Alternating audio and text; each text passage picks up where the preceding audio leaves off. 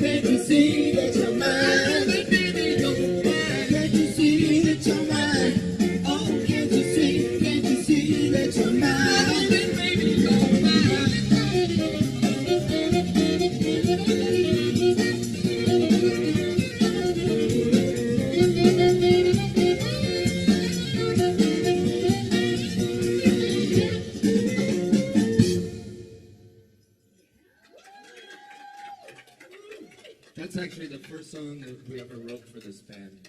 Still one of my favorites. This next one's called Winds of Change.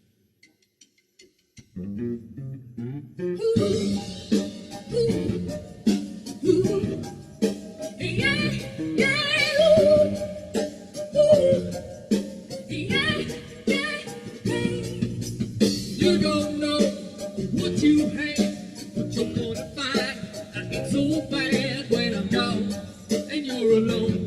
No one to give it to you. Now I know the very time it's not I'm wrong. It's such a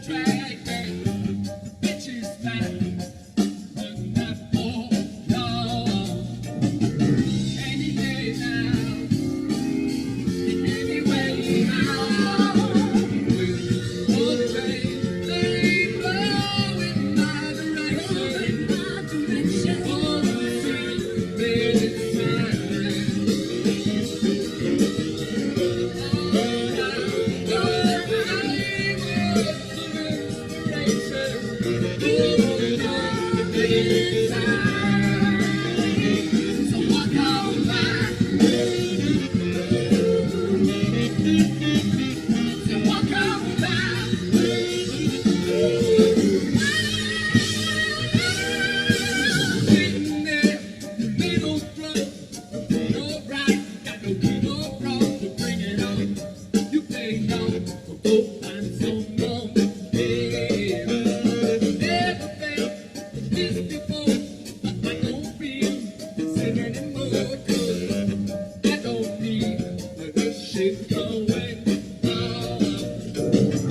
Anyway now, anyway now, alright, keep going my direction.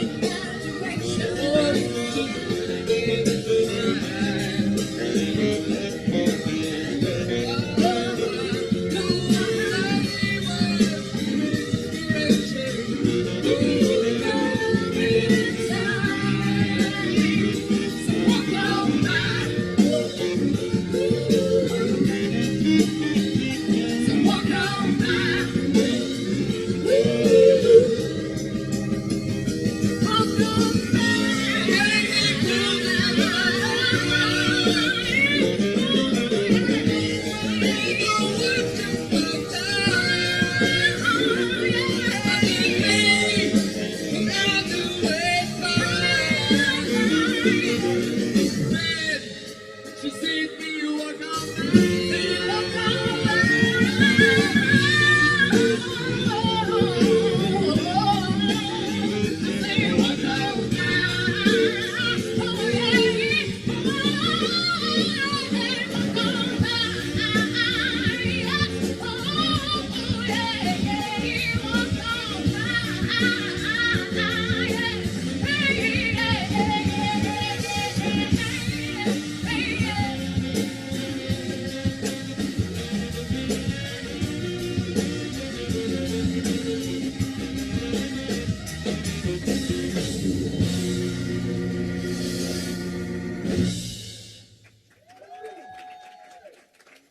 Give it up for this girl right over here to my right, Miss Noelle Skaggs on vocals, everybody.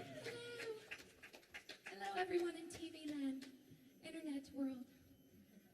Happy Hanukkah to all my peeps, all of my Jewish friends. I love you so much. Thank you. What else we got? Next song. Yeah, this next one's called Don't Gotta Work It Out.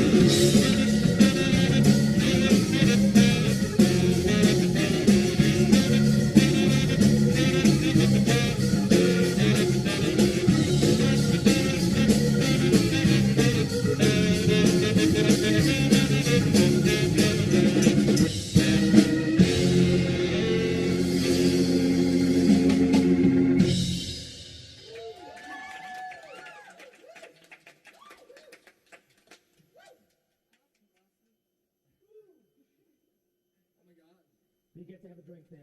I do. I have no idea where I am here, but I'm gonna guess it. Yeah, we keep as we move stuff, we keep it going. Perfect. Can you do that for me?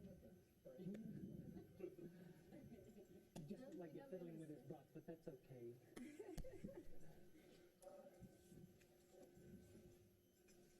Grab some water. That's right. It's a little toasty. So maybe we can share this one. Oh, it's taller than I I'd like my own chair, thank you. Okay. And yours is a little higher. That's good because I'm taller. Yeah. We'll even out. Hey, fine. Well, Sort of. Hello. Hello. I like the fact that you sort of like to you introduced a little English accent. Was that for my benefit? Or? No. well, you know, English accents are infectious. All of a sudden we hear them as Americans, and all of a sudden we want to start talking. Well, when I met you, I wasn't It's even like, thinking about it. I'm like, okay, that's like a. You must be used to it by now. Well, I've lived in America for 22 years, so I'm sort of. People actually, when I go back to England, people think I'm American. Right. Because they don't hear the English accent. Oh, they don't? No, they That hurts you a little bit on the It's, inside, right? well, a little bit. I'm like, oh my God, have I lost that much of my soul? Although, to be honest, I feel I'm more made to be in America. Right. Yeah. That's easy. I gotta say, live, and we'll get into sort of history and stuff, but it's so exciting to watch you live this close, I've gotta say. Thank you. I've seen you, on video and everything, and actually watched a bunch of live performances on video that I was discovering in the last 2 weeks. Now, I've never had the joy of coming to see you play live yet, which I hope to have. But, We will make that happen. Yes, for sure. Yeah. but it's the energy is unbelievable when you play live, Thank you. and very infectious, I gotta say. Thank you. Appreciate it. And I was thinking while I was watching you, especially now, and I was reading earlier that you didn't feel like you've had a good concert unless you got bruised arms. Oh yeah. Because you wet that tambourine. He's one of the You best went- tambourine players you'll ever see, for sure. It's funny because if you look at the one that I'm playing, it's actually missing bell. It's missing It's down there, cymbals. yeah. And it's And also, it's like it's a little plastic thing. Oh it's yeah, like, that's our magic. It sounds so That's great. our magic tambourine. it's not like the sort of professional wooden thing. That, It's awesome because I play so often and so long that that's the only style I can play is that Right. plastic one because it's lighter. Yeah. because you feel Because it. you start. I even feel this one after a while. You start to get to like And actually, on my forearm. in the studio, I have all these fancy ones. That's the one I always use to record Yeah. with. Well, actually going to studio recording, which I found interesting, because hearing about the beginnings of the band and everything else, and I know it kind of started with you actually buying an organ Right. from at that point a girlfriend's Ex-girlfriend. Well, this was actually a question I had because the interview I saw was a girlfriend's house, but was it the ex-girlfriend that you wrote the songs about? Yeah, it was. I was going through a terrible breakup at that time. I was kind of losing my mind. And we were on a no talking policy at that point, and I got a call from her on my phone. I was like, deny that call. And she left me a message and she said, my neighbor's got a family emergency. He's moving in the next 12 hours. He's got this huge organ in his basement. I don't know if it works. He's got other people coming to see it. It's I would have $50. lost a huge organ, by the way. But Right. And I just said, put the $50 in the guy's hands now, and I bought it sight unseen, and then I had literally like 6 hours to like scramble to find a piano mover that would move it that night. I finally found these definitely shady Russian piano mover guys that I paid way too much more, 5 times more than I actually paid for the organ. They brought it in, and I turned it on, and it worked, and it was kind of the anchor that set everything off, and sat down that night and wrote that first song, Breaking the Chains of Love. I mean, it's interesting because every interview I've seen, it's always been like the girlfriend called you. And my first question was it the ex-girlfriend? Oh, yeah, who wrote the it songs is. about? And so there was a sudden serendipity there about the fact that you got the call from her that you wrote this effectively most of the EP about. Oh, Really. for sure. Songs for a Breakup Volume 1, which I always like because there's always going to be more volumes to that story. Although that's a little pessimistic, but okay. Yeah. It's just a realist, okay? It's just a realist because I suck at love, so that's kind of... But that's interesting in and of itself because the songs about breakups and everything else, but you always look at them in a weird positive light, though. I mean, to me, there's a happy side of it. Well, and I think, one of the things was I liked the fact that when we were making music together and stuff, the music feels happy and makes you want to dance and makes you joyful, but when you actually listen to the lyrical content, most of it's kind of angry or a little bit bitter or scorned love.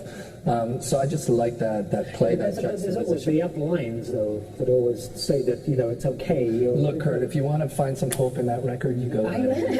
There were good things, There are some bright sides. And on the full length, there's a few more glimmers of hope. So you went on, you recorded this EP, and you ended up, because, you're going back to sort of recording the tambourine, and you ended up doing the EP in your house, right? Yeah, we did both the EP and the LP. When we first started out, we didn't have any money. I don't think anyone knows what an LP is.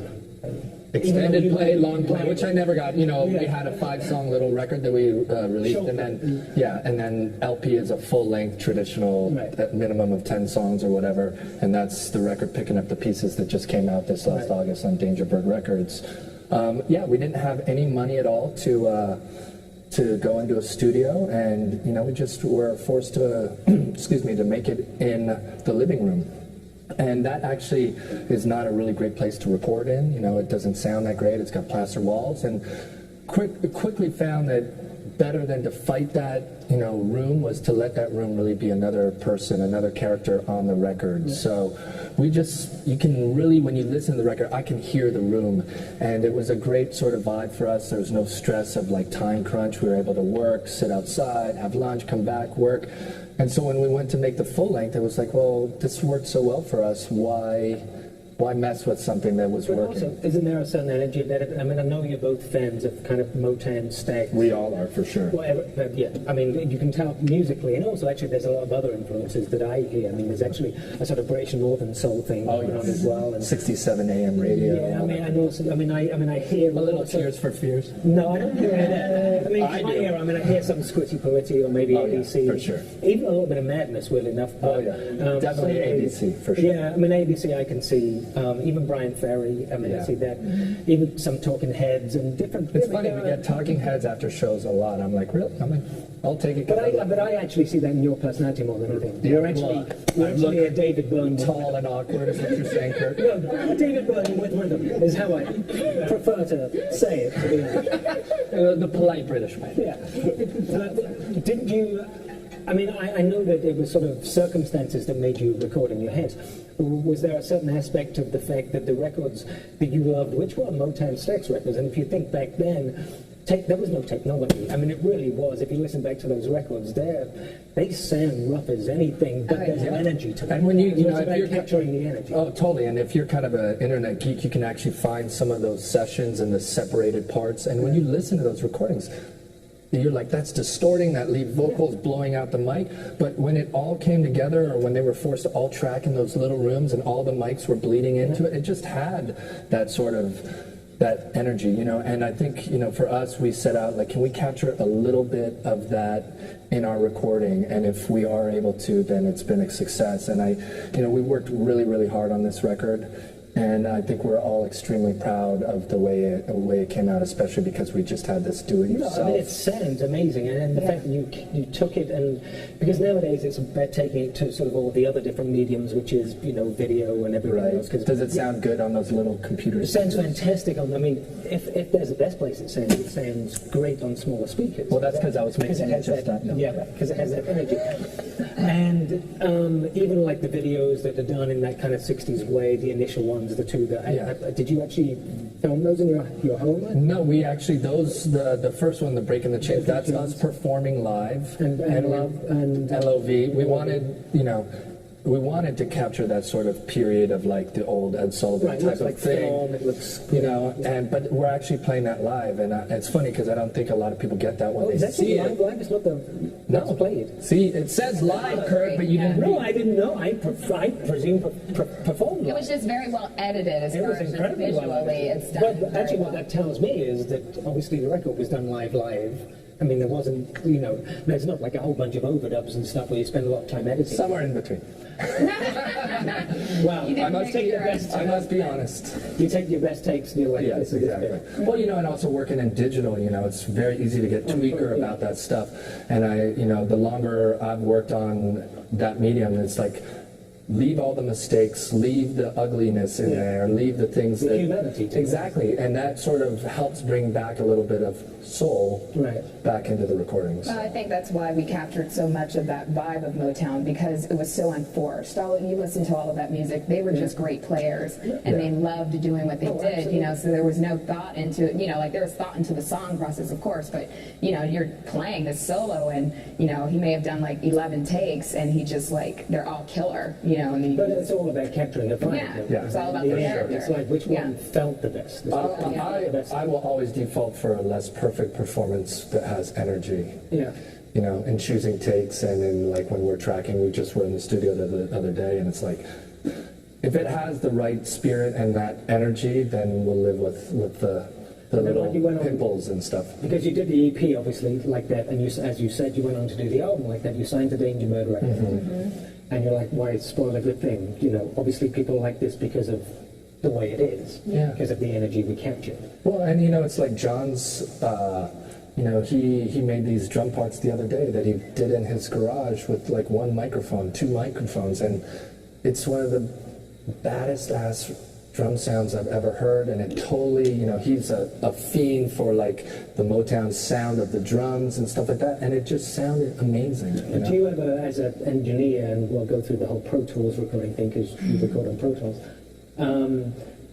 as someone who's sitting there because you know, you're sort of overseeing it, you ever go, God, I wish I had a reel-to-reel like tape here? I mean, well, we actually were lucky enough. His neighbor has a little reel-to-reel, and we were able to go in and track 1 or 2 of the songs, just the drum parts for that. And yeah, you know, you can definitely hear that tape saturation and there's stuff. a little, there's a hiss, that there's an hiss section, and there's... You know, but you know, you just make the best with what you got, and so it's like when we were lucky enough to get those opportunities, we grabbed them. But we were just such in this creative space, and songs were just coming. We just couldn't wait for the studio time to always open. But you like the Pro Tools way of recording would drive Noel nuts half the time because you're not very good at writing down the because he's track. Because I'm definitely I'm like an engineer's worst nightmare because one, I'm self-taught in the studio, and most studio they'll like make sure every edit, and I'm just like, I'm about it being a creative tool and just making stuff and using it as a real vehicle to be able to like just capture. And I'm super impatient, and I want that fix of like, we just wrote a song and I'm driving in my car later on just smiling ear to ear. So it's like, I don't label anything. It's a nightmare for anybody. For you to go play well, for me, yeah, because I'm one of those, like, you know, label, like me and John. She has a whole label kit. Like we have, yeah, it's all about like names, and like I do the sections, and it takes me a little longer to, you know, get it done, but you know, at least I know where my vocal 3 is, you know. It's like we'll lay down 10 vocal tracks, and I'm like, well, where's that part? I don't know where it is, Noel. It drives me nuts, like I can't do it. We're working on that though. We're gonna get him. You're gonna get a little, but you're gonna get into like little post-its. Yeah. Well, we got to work. You buying him a label, make it for Christmas. Exactly. Well, we got to work with a great friend of ours who's also deeply in this scene here. This guy Steve K. And we picked him to mix the record because he is an amazing engineer and mixer, but he really understands what we're trying to do, and was really able to take these tracks that I finally did label, and really help bring them to life. You know, he was such a big part of making the record sound beautiful and finished, and he put his heart and soul to it, and it was like for me a treat to get to do it with him. So.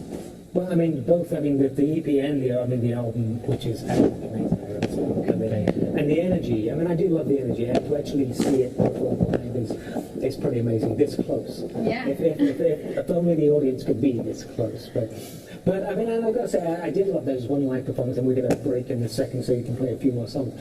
But the one live performance, I think it was here in LA, where you're making the entire audience like get down, which I love. I mean, is the live performance the sort of the thing for you? I mean, I know it is for sure. I mean, it's just a question of capturing that on record. Well, you know, it's like when they definitely have 2 different lives to them. You know, the recording is obviously a little more polished. We are only so many of us here, so there's only so many hands and things that can play live. So rather than try and imitate the record exactly, and also from the get-go, you know, didn't want to just replicate the arrangements. You know, every one of these people in this band, you know, has that, whatever, Malcolm Gladwell or whoever, 10,000 hours of practice. You know, everybody in this room has put in that time. And rather than just have these songs be exactly the way they are on the record, you know, from the outset we said, well, we're going to take this section here and we're going to make that a shredding Farfisa solo. Or James, take 16 bars here to just get nasty, you know. And the thing is, I think when people come to see us live, there's that extra element and there's that excitement, that moment where you get to see something that's truly unique to the live experience. And you know, for all of us as musicians, one of the few things we can hold on to nowadays is and that live show. You know, people still got to pay to see. They still, and you can't replicate that. You can't replicate that on TV or on record or anything. It's just because you're part of it. You know, and so you know, I'm hoping we will at some point put out a live record, because there's a lot of people that are really huge fans of the live record, and we're already working on the next record and trying to get a little more of that energy that we bring to the stage, you know, into the room. I don't know how much more energy you could get. But we're done. Let's go. We'll break and we'll do 3 more songs, because then I'd love to come back to talk to you more. We're going to take questions from the chat room. Oh, from the chat Anyone room. else in the chat room on Strip Down Live, or if you want to tweet in the questions or anywhere else I'm forgetting. No, Twitter, chat room. If you have questions, Fitz and the Tantrums, send them in and we'll ask them in the next break. So welcome back, Fitz and the Tantrums. Thank you. Thank you.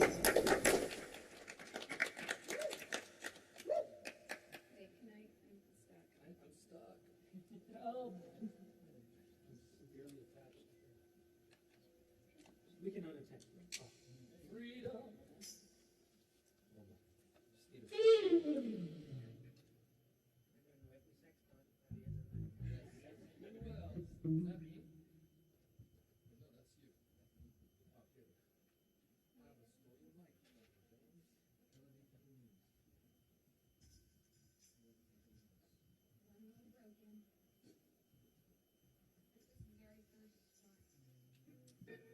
So the next song that we're going to do right now is a track called LOV that you actually mentioned, that there's the live performance that's up on YouTube and stuff that you can check out. And a little bit of trivia about this is that actually, you know, people have started to ask us, the chorus on that's different, because we did that right when we first started making music together.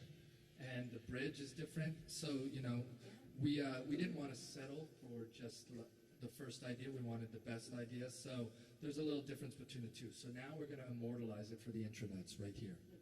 LOV.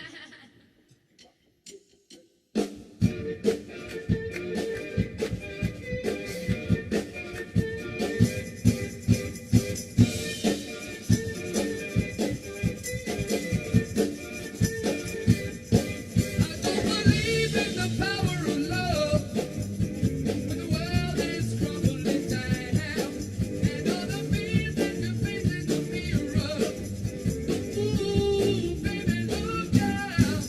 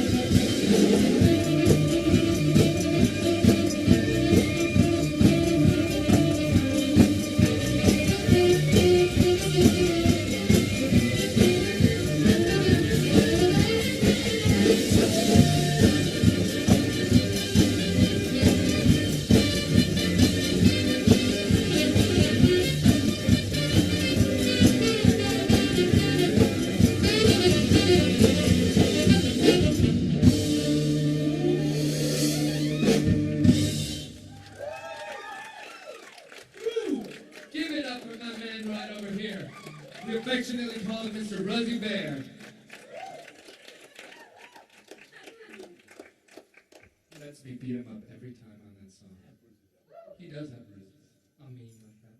So, whew, if you guys aren't out of breath like we are in TV land, then you know you ain't doing it right. This next one's called Picking Up the Pieces. This is the title song from our LP, as we explained, Yes. Long Play. It's the duet on the album. It is. It's for all the ladies out there. Don't listen to her. Fellas, listen up.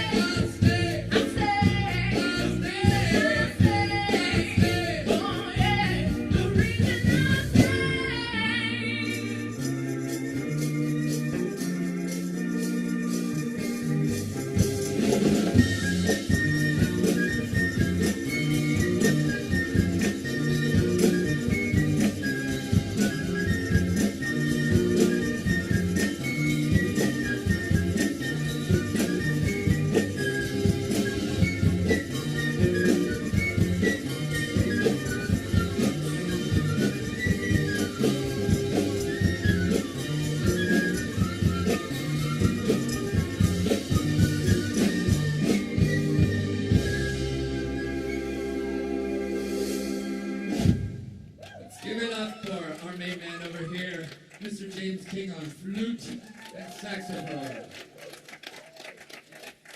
Yeah. How you doing, James? Feeling good. Feeling good, looking good. Well, the traditional term, Kurt, is flautist, but people don't say that anymore. They just want you to say like flutist. Flute wrangler. Flute wrangler. No.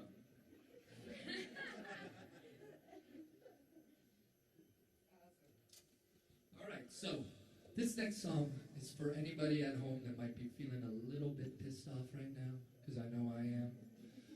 You're a little confused about where you stand with that special little somebody. You're looking at that text, saying to yourself, what the fuck is this person trying to tell me right now? I don't know if I should come or go away. So I want everybody to stomp their foot as hard as they motherfucking can. We're all gonna make the house shake and rattle and roll.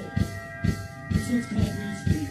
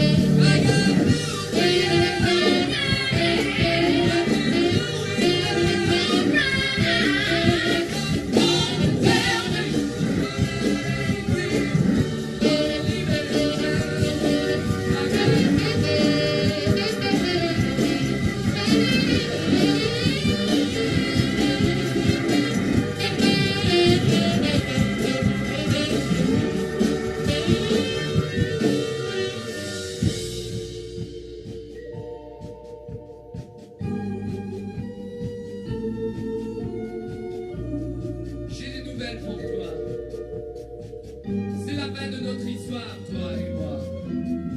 Tu m'as brisé le cœur pour la dernière fois. Et maintenant, quand je me promène dans la nuit, je regarde la lune et les étoiles et tous les voitures qui passent. Et je regarde tout sans toi.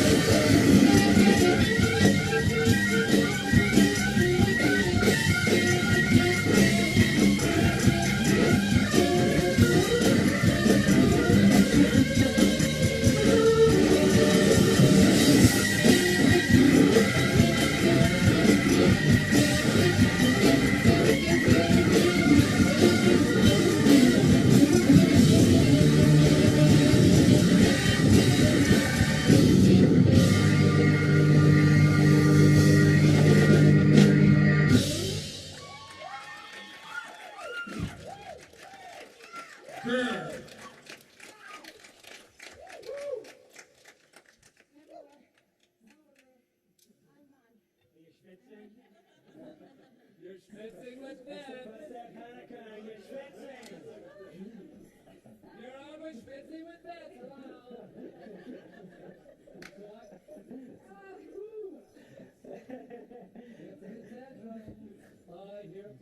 like that. That's a new show, I think.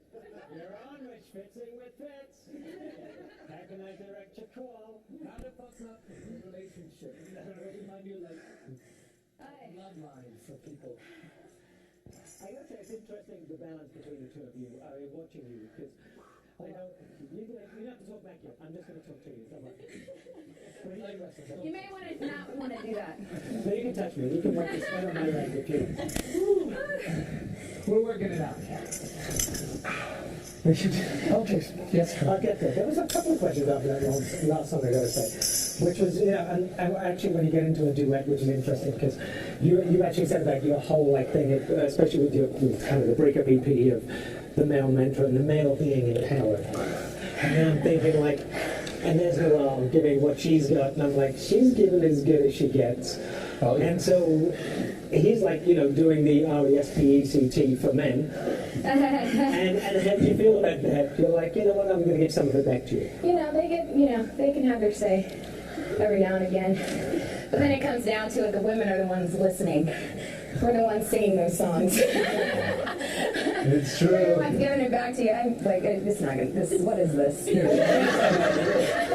What am I going to do for me? Towels, napkins, anything. We're working. Closing down. I stole your thing. All right. For me, I'm so used to being the woman in a group of men. And it's interesting because when we wrote Picking Up the Pieces, it was a song that already had a chorus. Right.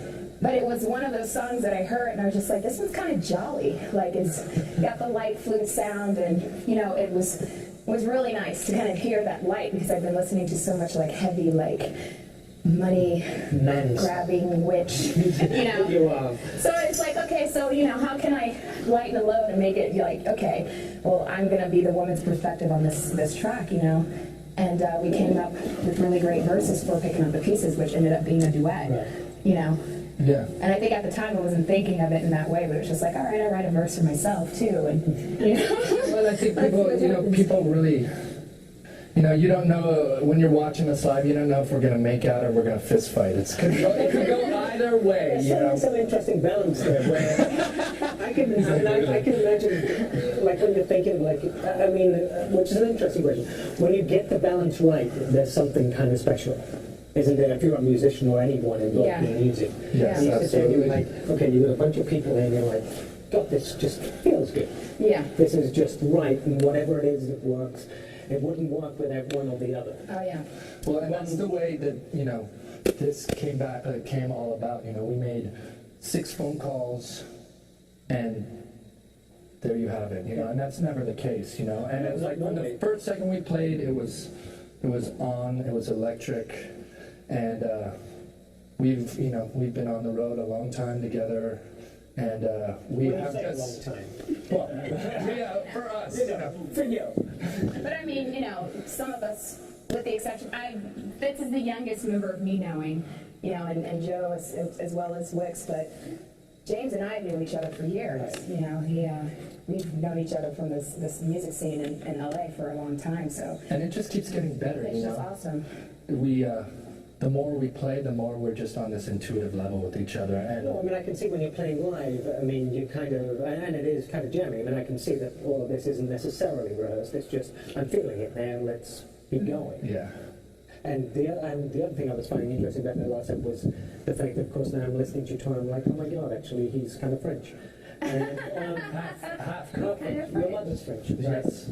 And so, did that affect, well, I mean, you moved when you were 5. Yeah, I mean, I grew up in LA, and then I had sort of half a foot in Europe. I spent most of, you know, the holidays and summers with my grandparents over there. So there's a lot of that influence within me, but, you know, at the same time, I grew up in America, so I'm definitely American. But your musical influences, I mean, for the two of you, I mean, I think your father was a DJ, right? My father was a DJ. He built cars, like he did everything. But He's got an amazing. Your father was opera nuts. Yeah, he was a DJ up in the the 70s. So he was like doing house parties for the Whispers, and you know, like he grew up with a really amazing, you know, music, you know, background just in hanging out and partying. You know what I mean? But something I learned about him at Thanksgiving is he was really into the kind of the Northern soul, like I would say white boy soul kind of, you know, music. We were singing out Billy Joel and Elton John in the car. I was like, I'm not sure I'd call really? it John. Well, no, but I like Northern soul. Well, not Northern soul, but you know, That's not Northern the soul. soulful, like you know, white boy, like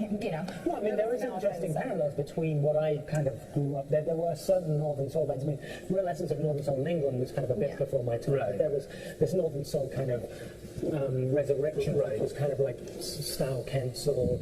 Even bands like Prefab Spread or Squizzy Poetic that had elements of it, you know, was kind of electronic. But there's definitely elements of that. I'm a huge style council freak. Really? Yeah. See, I prefer the jam. Of course. You know. Those of us that like Because, you know, I love the jam too, but I really got into the style council. So now, I can see that. I mean, I can see that, and I can see the ABC thing, which were the two English bands immediately that came to mind when I was kind of listening to them. And Brian Ferry, of course.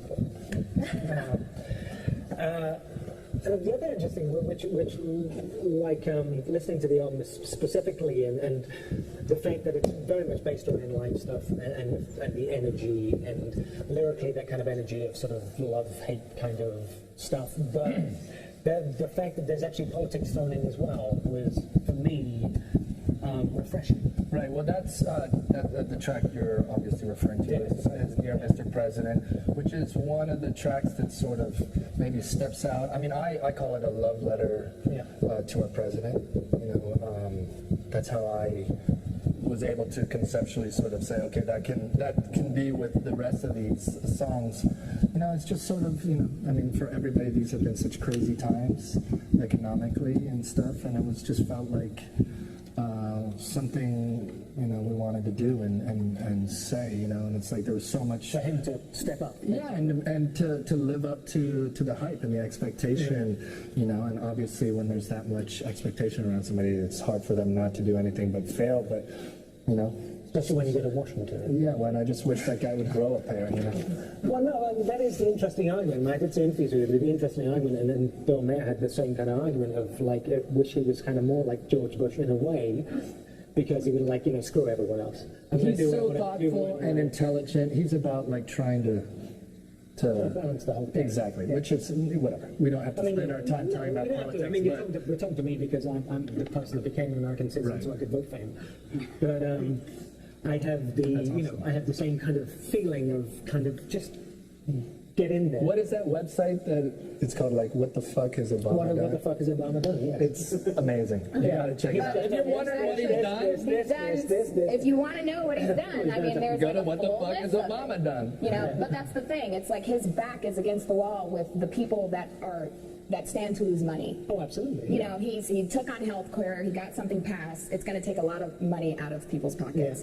Same thing with the oil companies right now. We're not doing any more, drilling in the eastern areas. We're not doing it anymore. And For the next 7 years. For the next 7 years. But all of a sudden, there's going to be so many jobs lost. What about the jobs that were lost when BP's oil spilled? And these people are not seeing any money. Like, what happened to those people? There's a cause and effect for everything, but, you think about the Bush era, a lot of people were making money. Well, no, I mean, at the end of the day, the biggest thing in America that makes money is money. Yeah. Anyways, Exactly. politics, there's two things we should never talk about. Politics, and what's your favorite Although I will say this, I would say that the election had a good slant on it, which was the fact that she was even taking a positive side of the depression, that at least people now can think, I should balance my checkbook. Oh, there you go. Yeah, you should be responsible. So let's take some questions from the chat room anyway. Jimmy asks, well, that's a leading question.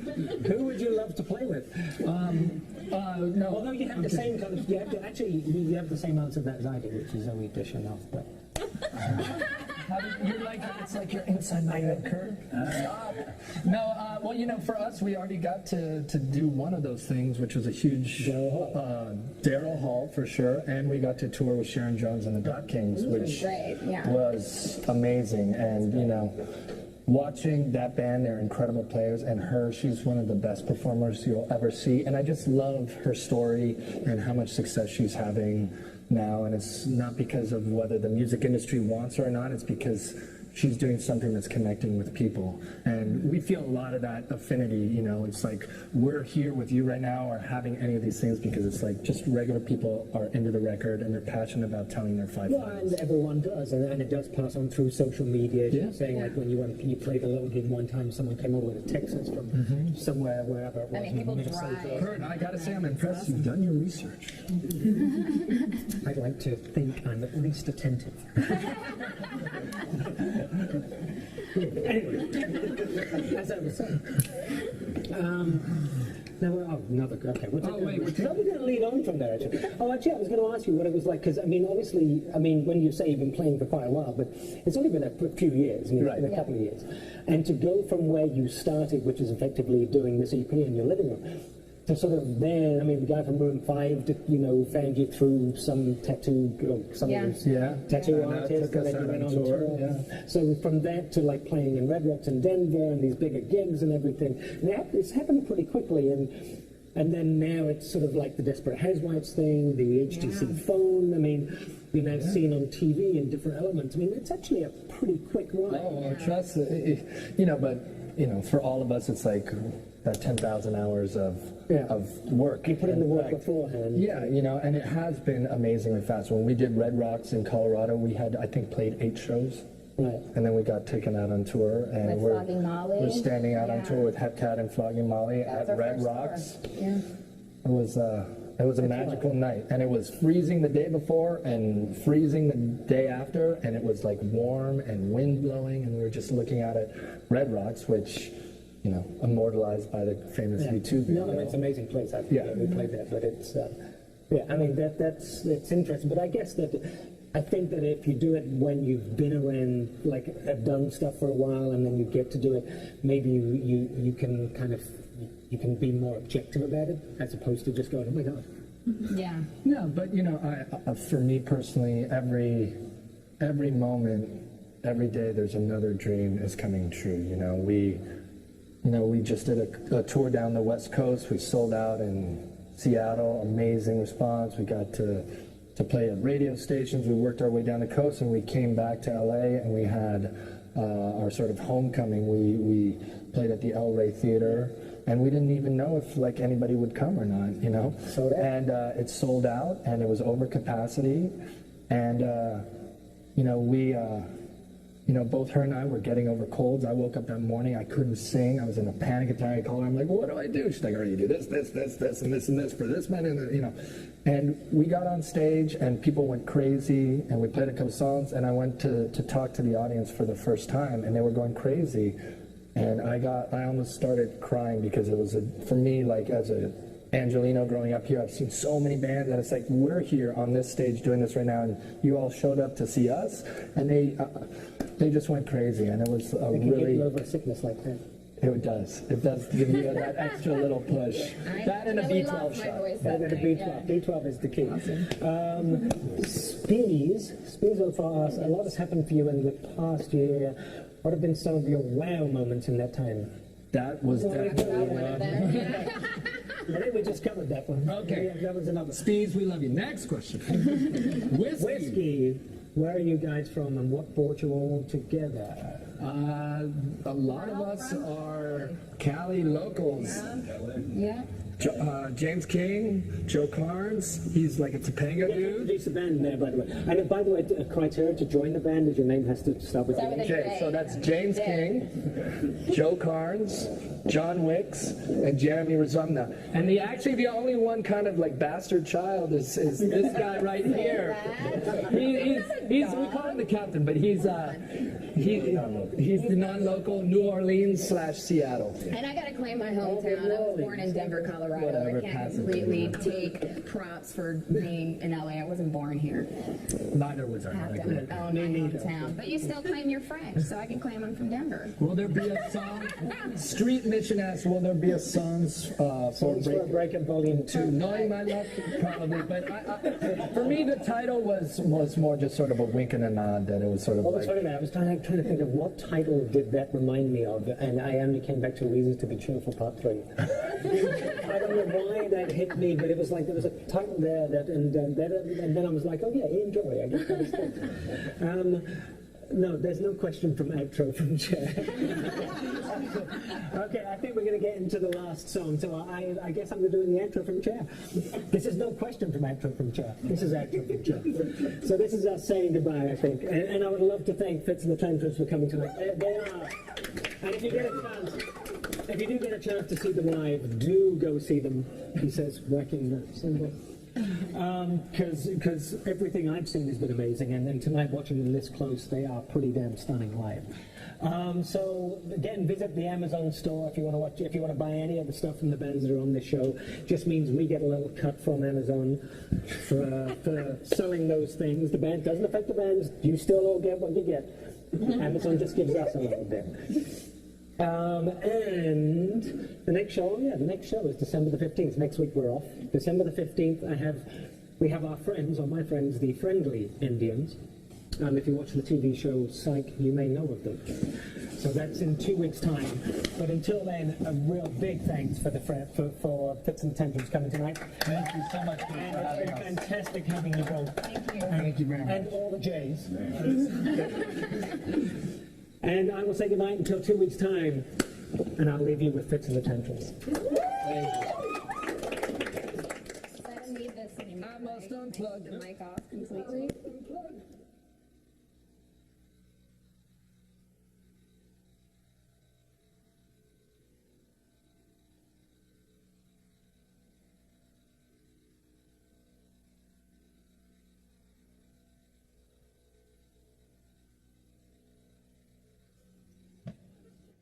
Well, then now you're going to work up that sweat again. Yeah. I know, I'm like, we've been performing in cashmere. You won't make that mistake again. Oh, I thought you meant the song, not the... Actual cashmere curtain. Check. No monitors. Hello. I'm Big Jerry into the monitor. So, thank you so much again, Kurt, for having us here, and thanks everybody for watching. This next track is the first single off of our LP, and it's called Money Grabber. You can find us at fitzandthetantrums.com and Fitz and Tantrums on Twitter and Facebook and all that jazz. So please stop by and say hello, and thanks again, Kurt, for having us.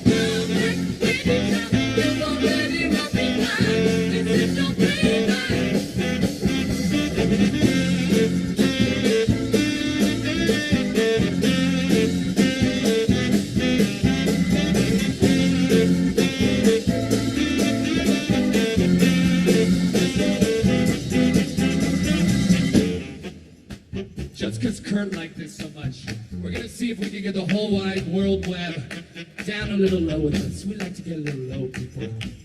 So if you're in your room, you best stand up right now and get a little low with us. I don't care if you're by yourself, it's okay. So when we kick off this last chorus, I want everybody to lose their friggin' minds. Can you feel it? Can you feel it? Can you feel it?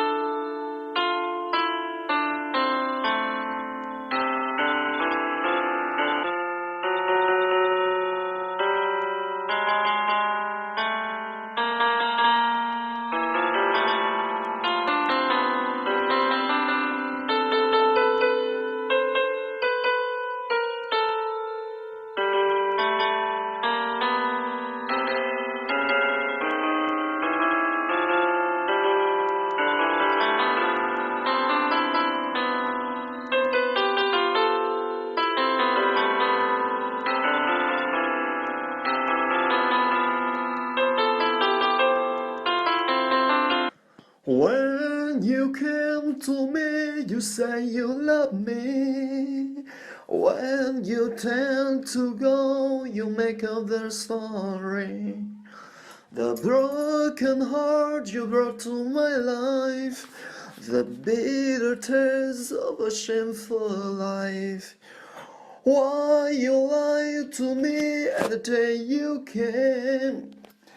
And why did you give me unreal dream stuff? Crying tonight for my painful life. Maybe I'm happy in other world. Loneliness with me in the rest of my life. I would have fight to be for the justice. Don't underrate my power of mind. I would have fight and stand by my side. I would have fight and stand by my side. Saturday I've been alone, walking around in the silent sound, till the end of the blurry way. I felt some things blowing my ears. Lonely night, my heart was beating. I'm calling in whisper.